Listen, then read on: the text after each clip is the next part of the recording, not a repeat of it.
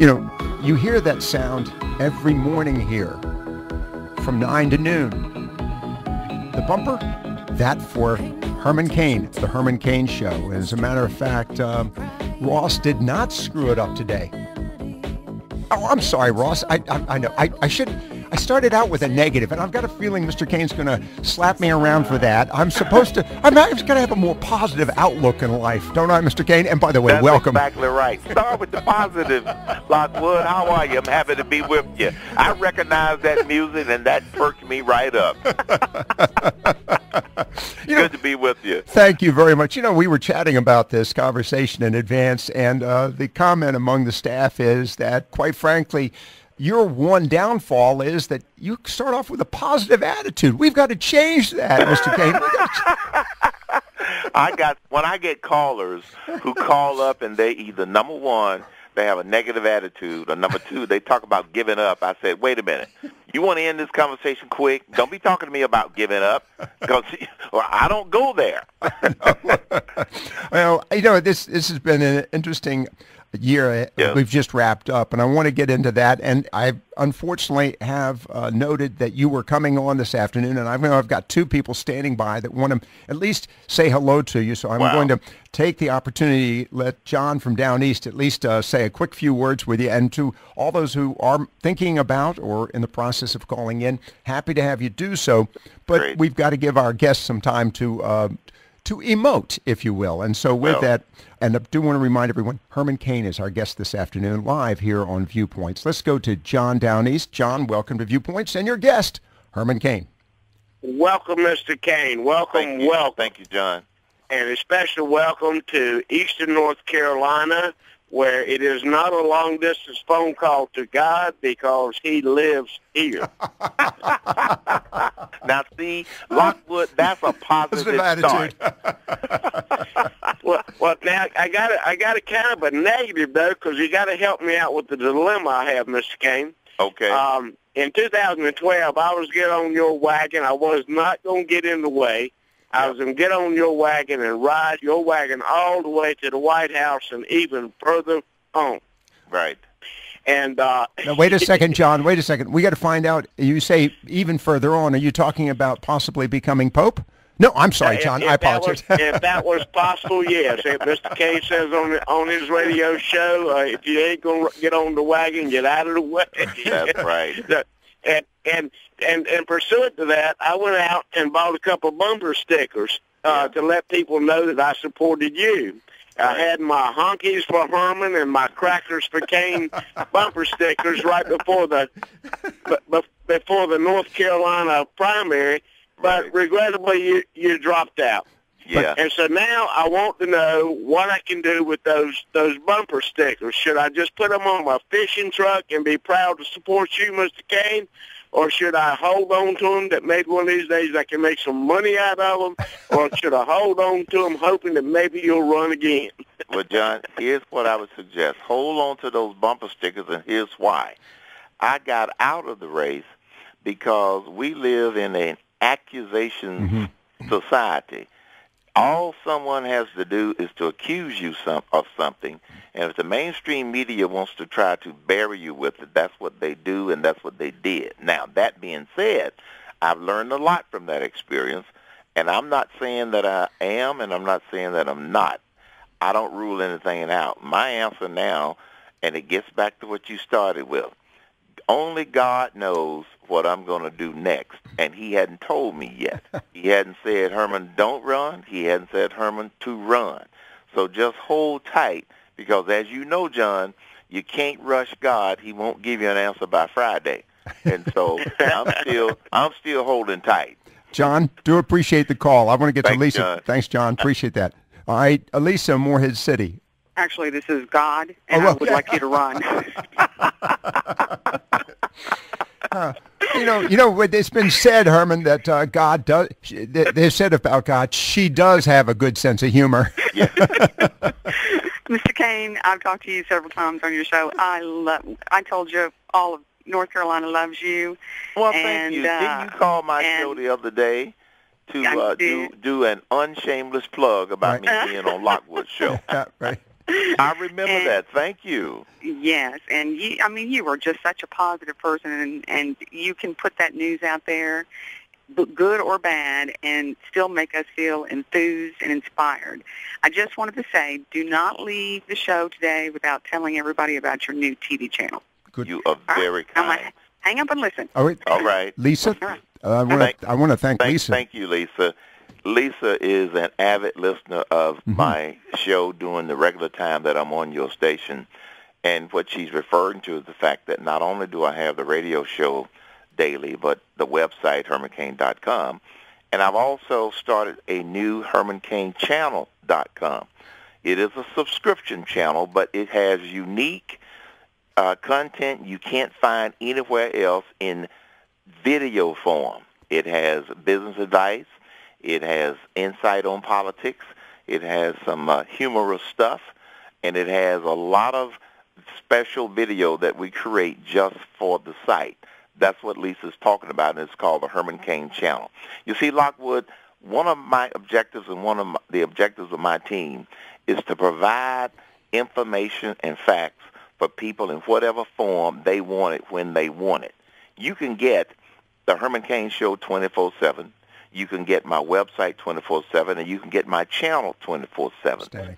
This way, people are able to decide how they want to get the information, and you can get it on any mobile device. That's the beauty of it. And Lisa, thank you again for asking me to explain that. You know, you made a comment a moment ago about the media, and it is a little disturbing and disconcerting. I'm going to bring up something that bothers me terribly, and it gets into the issue of race.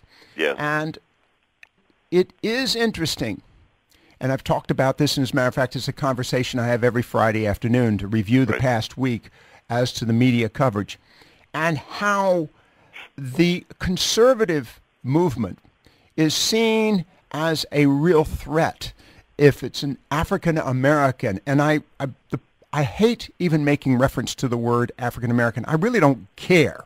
It doesn't involve anything in the conversation. Yet it seems that every chance that an African American is seeking a conservative posture or position, they become a target. Right. I don't understand it. And what bothers me the most, Herman, is the fact that there are so many, if you will, neutrals out there that don't see the connection, the obvious bias. Your observation on this? My observation is, first of all, the reason that the mainstream media and the liberals come after a conservative black person or African American is because they are trying to intimidate those who think for themselves to stay on the Democrat plantation. And yes, I said it because that's exactly what they want you to do. If you have the courage to express your opinions and be different from the liberal Democrat position, they come after you. And they come after you because they are trying to intimidate other people into silence. Second point I would make, Lockwood, the good news is a lot of blacks have decided that they're not going to be intimidated. And the polls don't always show exactly where a lot of those people are. I run into young black people, old black people, male, female, all the time when I travel. And, you know, they don't have the sort of platform that I have to be as forthright as I am about what I believe, even if I get called names, and I understand that. But they will come up to me and almost whisper that they agree with a lot of my conservative views and that they're not going to change. And I say, well, just keep that, because there are a number of us who are going to continue to speak out and be out front. It's just the nature of the liberal side of things in the political sphere that they want to try to silence us in order to try and keep many of the people on that plantation. Some of us have left. You know, the thing that bothers me the most is the fact that more people aren't making this connection. They have become so subservient, if you will, so amenable, so acceptable, accepting of these obvious biases, and yet there's no justification for it. And at the same time, we have all these miscreants out there that continue to act improperly, there's never a call out to them to hold them accountable. I don't care if it's in the entertainment field or the political environment as well. So it's just, I've expressed my frustration, and I do want to compliment you for being so firm on this. All right, I know I've got some callers standing by that we've asked them to be brief. You've got a fan club out there. I do appreciate it. Let me just say one thing about the comment that you made. Mm-hmm. Yes, the shortfall that we have today is that many blacks in elected position who can put a quieting calm on this situation have chosen not to do so. I know. They, Dr. Martin Luther King Jr., I know that his birthday is coming up and all of that good stuff. He was all about nonviolence. Mm-hmm. I talk with Dr. Alveda King, his niece, all the time. She's been on my show several times. And what you have are people who are trying to leverage the racial tensions in this country for their own benefits. And they do it through the lens of the mainstream media.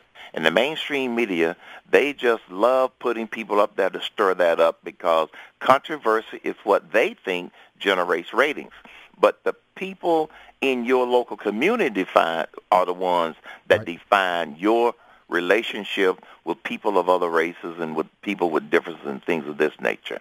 The media is not the definition of race relations in America. That's just what they present. And I encourage people, no, it's about the people that you are in contact with on a daily basis. Our guest, as you can tell, is Herman Cain. We've got some callers standing by. I do want to get his quick analysis of 2014 and 2015. I have also got to bring up the topic of the recent race for Speaker of the House. And Mr. Cain, I put the call out last evening to ask because our own Congressman Walter Jones for the 3rd Congressional District, majority of the area that we cover, was one of, I think he's on the steering committee to replace Speaker Boehner. I just want to make some observations, share with you what some comments were made last evening. But first, I want to go to these calls. We've got several people standing by. A friend of mine, A.L. Fleming, who, by the way, has been involved in the creation of a private school in our community. And with that, A.L., good afternoon. Good afternoon, Lockwood. Happy New Year. And good to speak to you, Mr. Cain. Thank you, A.L. Good. I had a chance to meet you a few years ago in Charlotte at one of your events at one of the college tours, and I'm very proud of the picture that we share together. And as I often tell people on Lockwood Show, I don't know if you can tell this or not, but I am black.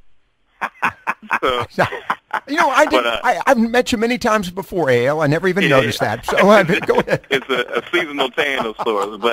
But no, very, very seriously, though, thank you for being a part of Lockwood Show and here in our community this evening. And to Lockwood's point regarding relations in America, and I think your analogy is very effective about the Democratic plantation. I myself being a registered Republican here in North Carolina, one of few black Republicans that attend meetings regularly in the area.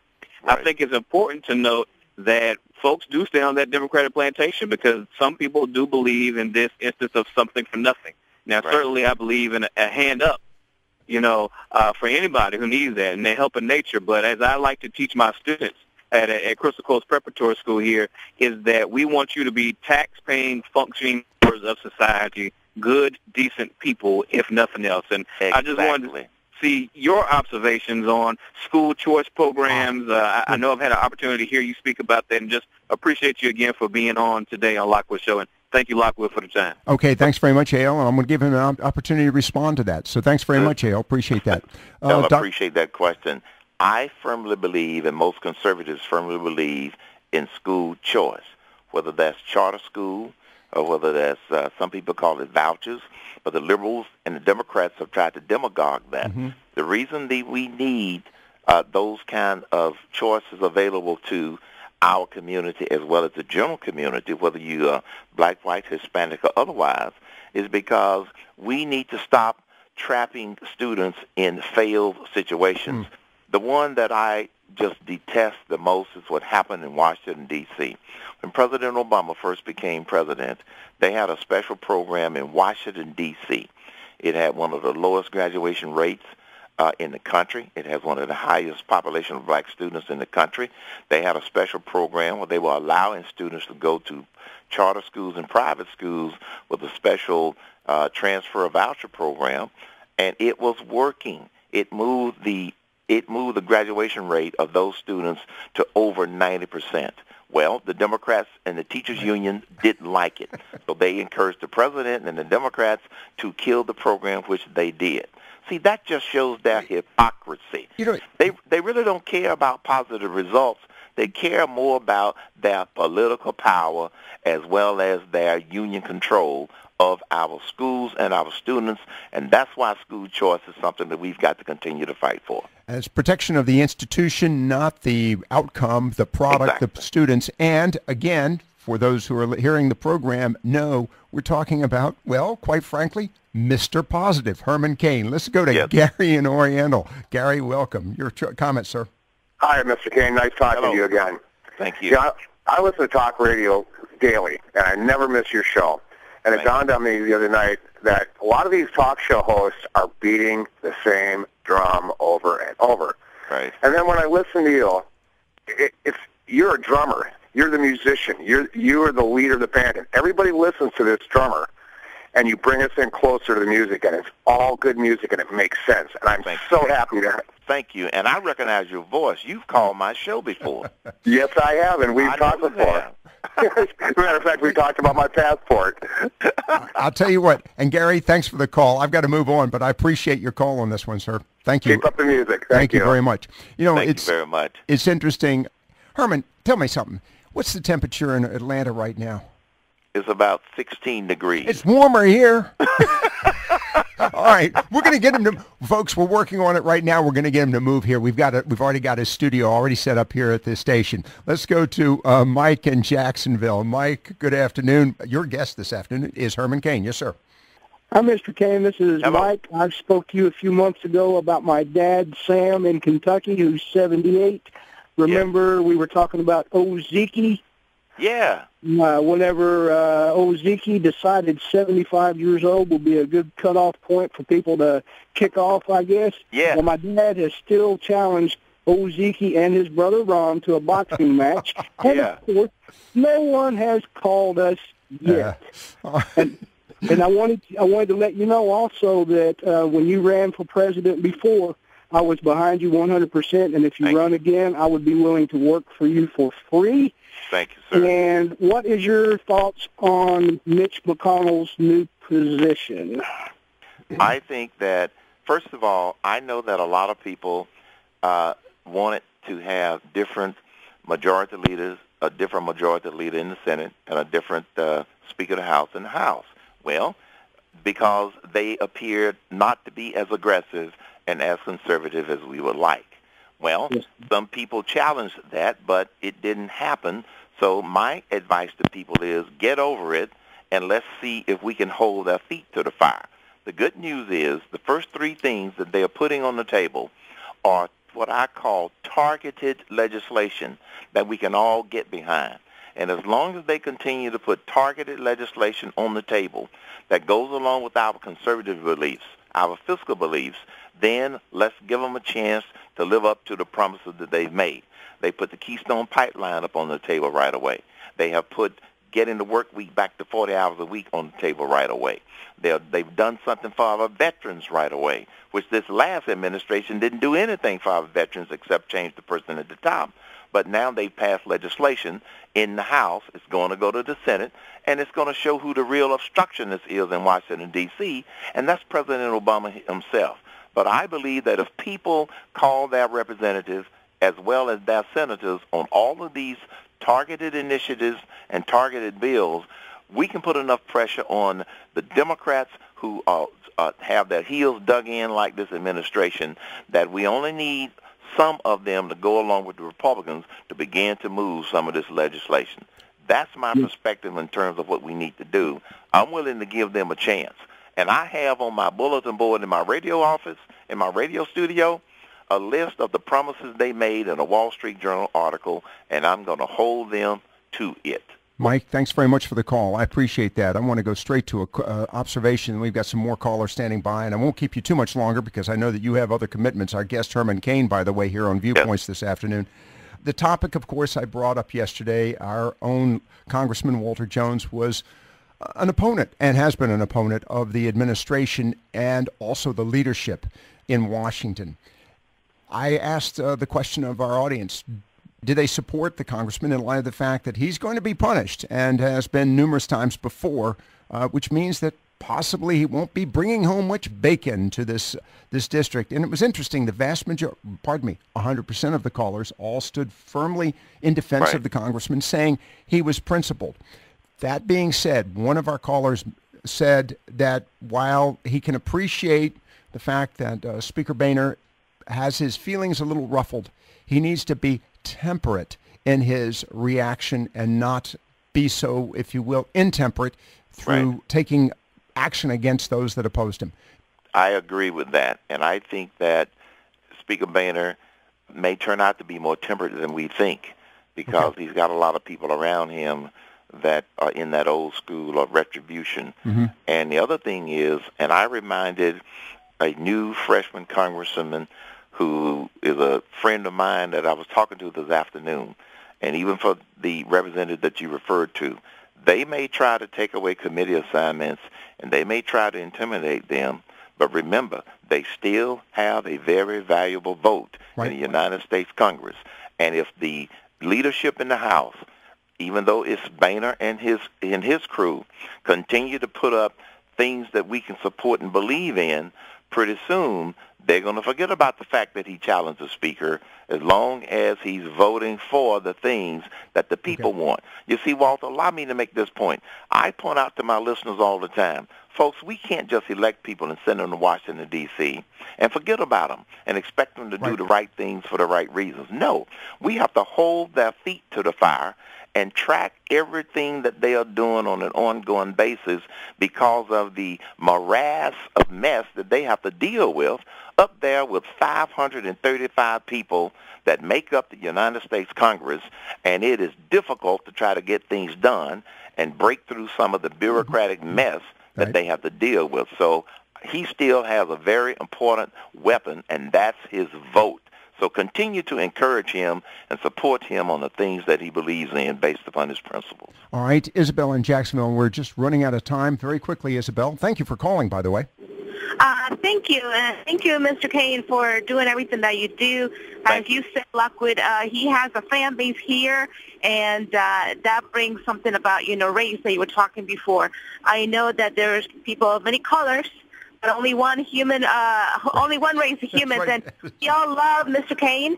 And I'd like to say thank you for having Ron for president, which gave us a chance for us to meet you, to know what you're all about. Thank you for your radio show, and most importantly, thank you for talking to the college students, at a tender age where, they need to, most other points of view. So you're opening their minds to everything that's out there, not just what the professors or, the parents might be teaching them.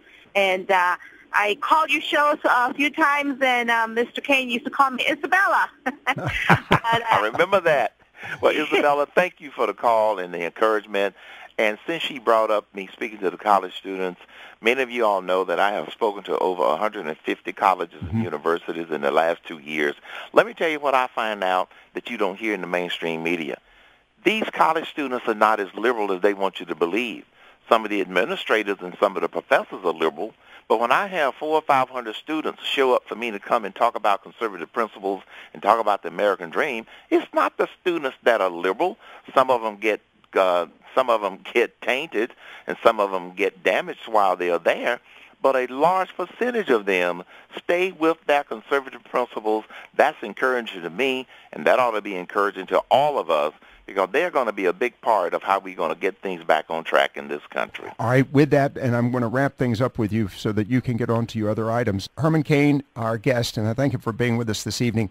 Pleasure. We've looked quickly at 2014. We've just touched on that. What do you see in 2015 as your final comment? In 2015, our challenge is going to be letting Washington, D.C. know that we are not stupid, and that means that we have to hold their feet to the fire. You can't continue to tell us you're going to do one thing and do something else. In 2014, the Democrats consistently said to the American people, they think we are stupid. And we've got to say back to whoever's in charge, we are not stupid. And if we continue to do that, that means that we're going to have that much more of an impact going into 2016. Now, relative to 2016, the Democrats want to appear to have already coronated Hillary Clinton, that she's going to run on the Democrat ticket. On the Republican side, it's way too early to tell. I like the fact that it may be a large field of choices. Give us a lot of choices, and then when we narrow it down and we have a candidate running for president, then we all have to get behind that candidate so we can get them to the White House. One of the things that that just turns me off the most last time, Lockwood, was 3 million conservatives stayed home simply because they didn't like the candidate. Get over it. We've got to go get behind whatever candidate that we have, or we're going to end up with another situation like we have today. And instead of being the first black, it might be the first female. I don't care whether they're from Mars and they are green. We need leadership in the White House, not some sort of historical statement. I am biased, and I don't have any background on you on this particular aspect, so I'm probably going to ruin what little relationship we have. It's people that are left-handed that worry me. With that said, you're not going to damage our relationship with that. You're righty. Okay, I feel better. All right. Hey, Lockwood, let me tell you a little secret. Yeah. I write left-handed. Did you know that? No. Yes, I do. And I'm a left-handed conservative. Oh, hey, I love it. Herman, it is a pleasure. We've had a lot of people calling in, still people standing by. I know you've got other things to do. I just want to compliment you. You have been a real asset to the station. You've been a real asset to the media, and you've been a real asset to the country. Thank you very much for what you do, what you're doing, and what you're going to do. We look forward to it. Have a great. Thank you, sir. Appreciate your time. Thanks a lot, my friend. I want to thank you, and I want to thank all of the listeners. Thanks a lot. All right. Bye-bye. Viewpoints on the talk station, FM 107, AM 1240. Our guest this evening, Herman Cain.